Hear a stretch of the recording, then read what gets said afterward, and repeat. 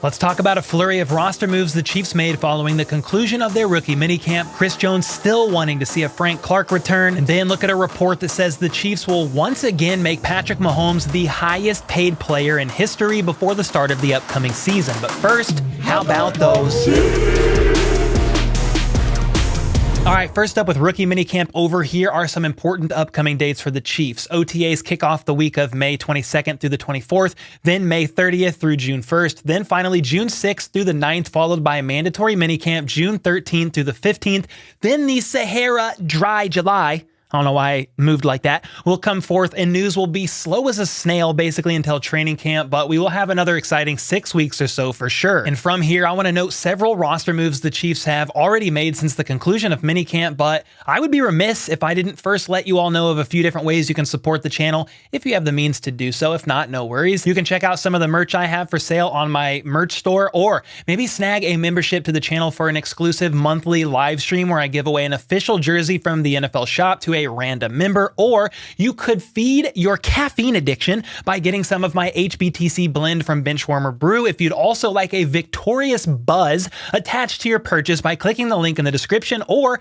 by going to coffee.hbtchiefs.com. But enough of that. Here's the roster moves made by the team over the last couple of days. On Monday, the Chiefs signed 16 players with the conclusion of rookie minicamp, and those players included, you ready? Tennessee offensive tackle Jerome Carvin, Texas safety Anthony Cook, Appalachian State tackle Anderson Hardy, Tarleton State tackle Blake Haynes, Indiana linebacker Cam Jones, Harvard defensive end Truman Jones, Missouri safety Martez Manuel, NC State linebacker Isaiah Moore, Marshall safety Isaiah Norman, Tulsa running back Deneric Prince, Fresno State wide receiver Nico Remigio, and Missouri State wide receiver Ty Scott. And I'm glad personally to see the Chiefs sign Carvin, Remigio, and Prince, and then Cam Jones is also a great pickup as well. And the Chiefs also added former Western Kentucky corner Khalif Halaisi, as well as Montre Braswell, Reese Taylor, and Anthony Witherstone. And a day later, Tuesday, the Chiefs decided to waive Montre Braswell goodbye, as well as offensive tackle Blake Haynes. And with those two gone, they then signed free agent offensive tackle Sebastian Gutierrez, who was there on a tryout basis over the weekend. Sebastian is listed as 6'5", 308 pounds, and went undrafted in 2022, signing with the Denver Broncos as a UDFA, but was waived in August during roster cutdowns. He then spent like a week or something on the Patriots practice squad in October before being released, and was picked up a couple weeks later by the Raiders, signing to their practice squad, eventually getting called up for a game in December, playing 2 whole snaps. He then signed a reserve/future deal with them in January, but was waived for whatever reason on May 1st, where he then found himself at Chiefs rookie minicamp and is now a Kansas City Chief for the time being, at least. I mean, these next few months, guys, are basically a revolving door as far as roster moves are concerned. So many more on the way, I promise you that, and I will try to keep you all in the know as much as possible when all these moves happen. Next up, after I pointed out in yesterday's video that Chris Jones really wants a Frank Clark return, he tweeted at the Chiefs again just this evening, right before me recording this video at 7 p.m. And he simply said, "Bring the shark back, ... and tagged the Chiefs official Twitter account. And I guess it's safe to say that Chris Jones really wants his friend and former teammate back on the team and is letting it be made well aware of very publicly. I don't think this will be the last we hear of the subject of Chris Jones wanting Frank Clark to return. But unless Frank Clark wants to take a very cheap deal, considering he's already getting $7.6 million in dead money, I'm not sure how much the Chiefs will be willing to pay him, but stay tuned for that episode, possibly in tomorrow's video. Anyway, from here, we got to talk about this one, because after completely bashing the entire Chiefs organization last week, Mike Florio of Pro Football Talk is back once again to discuss Patrick Mahomes and his criminally underpaid contract. And in case you missed it, I touched on this in much more detail in a video last Friday, I believe, but Florio basically said that the Chiefs should be embarrassed by how underpaid Mahomes is, accusing them of taking advantage of his good nature and liking them to con artists. And no, I'm not joking. Go check out that video if you haven't already, because it's a real offseason acid trip, to say the least. Anyway, this time Florio has to be happier to report that Mahomes may be getting a pay raise here soon, because he said in an article today, May 9th, quote, Chiefs GM Brett Veach already has vowed to address the Mahomes deal after more QB contracts are completed. And while Veach didn't delve into any specifics, here's what reasonably should be expected based on our conversations with folks aware of the dynamics of this situation. And here it is. He says, expect Mahomes before the season begins to once again be the highest paid player in league history. All right, so let's stop there for a moment. Florio doesn't appear to have a source, but rather uses the phrase based on our convos with folks aware of the dynamics of the situation.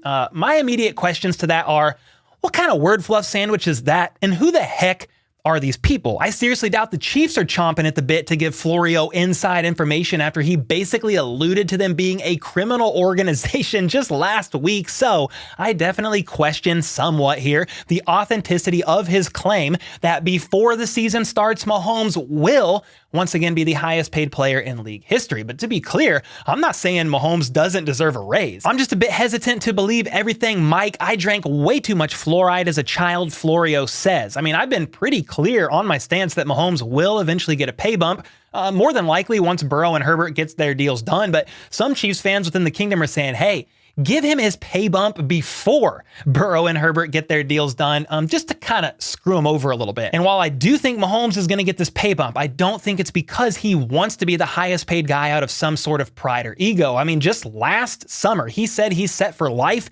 and knew what he was signing when he got his deal done, saying he'd rather build a solid team around him with the extra money than take it all for himself. I mean, that's summarized, paraphrased, etc., but it's basically what he said. However, with Lamar's deal recently getting done and Burrow and Herbert's deals on the horizon, Mahomes will continue to fall down the highest paid QB list. And even though he is only 1 year into his 10-year deal, according to Chiefs owner Clark Hunt, this is a situation to monitor because ultimately the Chiefs want to keep Patrick Mahomes II happy. And I think Brett Veach gave a pretty good answer about this in a presser last week when he said, I think Coach got asked about it. I got asked about it. And Clark got asked about it there. So, we're a few years into a long deal, but at the same time, we have great communication with Pat. And so there'll be a situation where we work through all these things. And, there's no timing on it from our end just because we're in constant communication. And that is the key to this entire situation, just keeping the lines of communication open between the Chiefs and Mahomes and his representation. I think it's getting close to a point where the Chiefs may want to just go ahead and offer Mahomes more money simply because,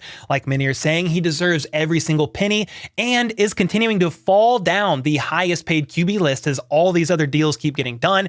And he's the best freaking quarterback in the league, and it's not close. So the question is, does Mahomes want more money now or nah? Because if the Chiefs approach him sooner than later, Mahomes could definitely say, nah, I'm good. I'm making plenty off the field money through endorsements and want to keep building the team around me with the extra money. But he could also agree to a pay raise, and again, definitely deserves it all and more. So while Veach didn't give a timeline in his answer, I think something will happen eventually, but will it be before the season starts in just a few months? I'm not so sure yet, wouldn't rule that out completely. And once it does happen, the question then is, what on earth could another extension look like when he already has like 9 years left on his current deal? Well, Florio goes on to say, the details will be interesting and subject to differing interpretations because Mahomes has 9 years left on his current contract. A new money APY in excess of $52 million per year would be obtained simply by tacking 3 years and a penny more than $156 million on the back end of the existing deal. So